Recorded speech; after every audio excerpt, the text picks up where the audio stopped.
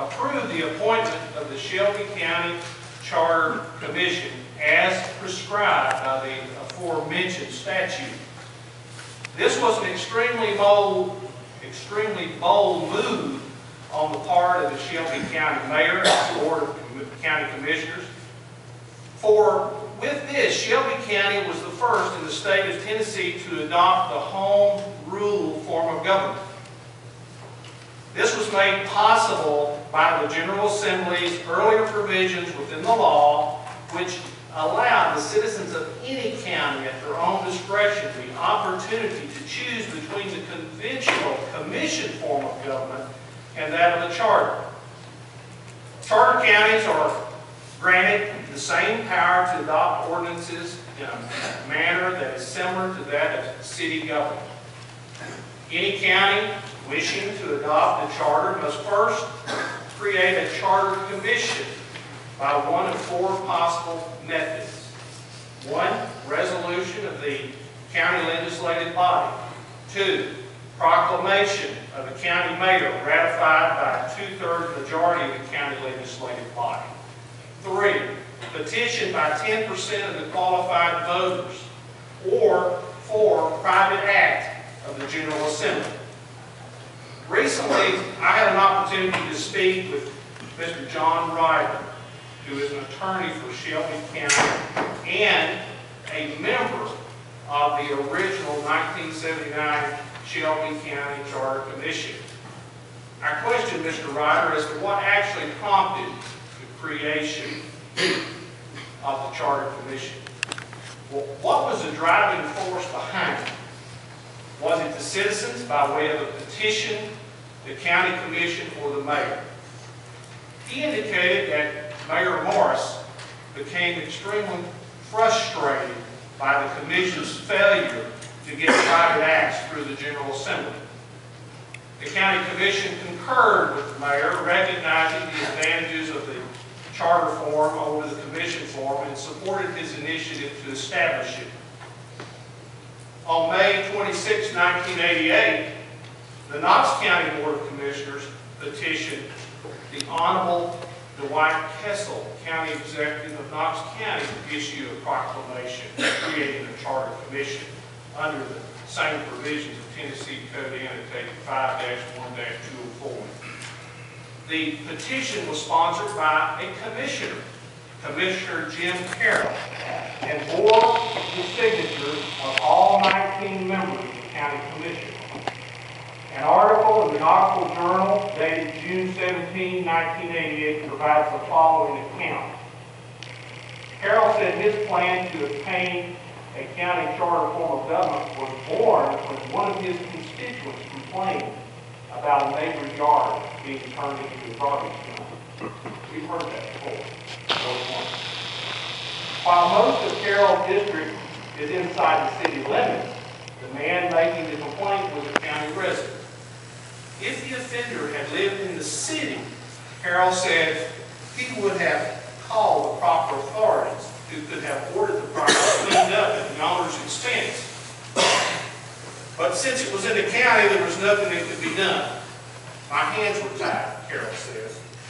He continued with, over the past 6 years, that's happened more times than I care to think about. In the same article, Commission Chairman John Mills said he was strongly in favor of the charter. If we can get a charter, we can do things without going to the state. We want to handle things locally and cut down on the hassle. On July the 18th, 1988, the Home Rule Charter Commission was ratified. The charter was drafted and placed on the November 1988 general election ballot. The Knox County citizens voted for the charter, thus making it the second county in the state to adopt the alternate form of government. In both these instances, the elected officials recognize that there are times when one must step outside their comfort zones and take bold actions in order to properly represent the wishes of the people that put them in office. On August the 15th of this year, I made a passionate plea to this based on countless requests from mine and your constituents to downsize the commission from its current 24 members to 9, or at the very least 16. However, after discussions, the redistricting and reapportionment resolution was adopted by a vote of 16-6. It was obviously clear to me that many of you had some doubts as to what the people really want as far as the actual size of this legislative body. This was immediately confirmed by your actions in a motion to create a private act allowing the question to be presented to the citizens at the polls during the 2012 election. On Sunday, August the 28th, the Elizabethton Star published the results of its survey of the citizens as to what would be their preference as to the commission size.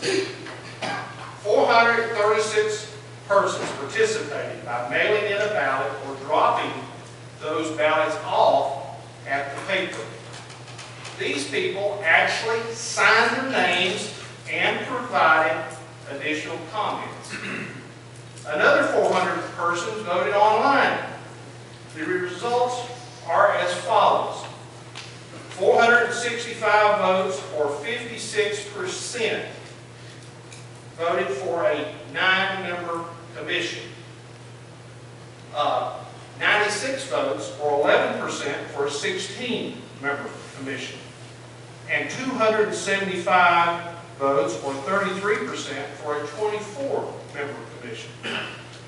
This survey suggested that there are at least 67% of the citizens that were polled which prefer a smaller county commission. Since that time, I, as well as probably most of you, have taken countless calls and had visits in my office with numerous citizens discussing the matter. My interaction with these people indicate that the actual percentage in favor of downsizing is much greater than 67%. This should remove the doubts from your mind as to the desire of the people of this county.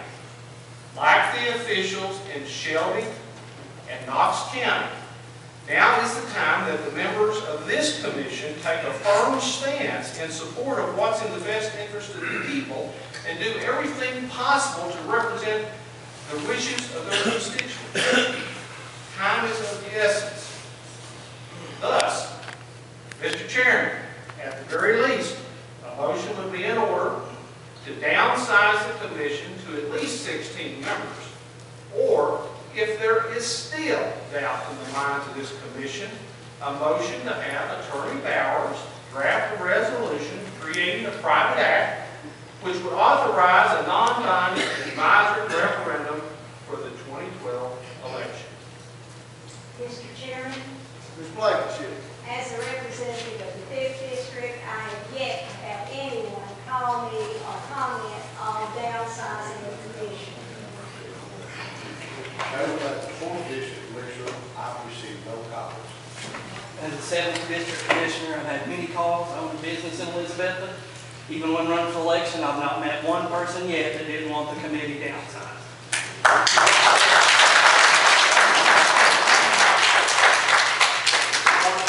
Mr. Chairman, the 3rd District, I did a poll, but I did ask him, I would admit that I didn't, no one solicited me, but I did a poll of 23 people. One person said they didn't know enough about it to make a decision. One person said they wanted to keep 24. One other person, for some reason other than, and the other 21 wanted downsizing. Thank you, Mr. Concat. Mr. Lawrence. As 4th District Commissioner, I have had several people requesting that the county commission be downsized. However, I'm not in favor of a charter type, but I do believe that we should reduce the numbers. I've always believed that. I'm the very commissioner that brought this to the table in the first place. I think 16 would be a very appropriate number myself, but that's yet to be decided.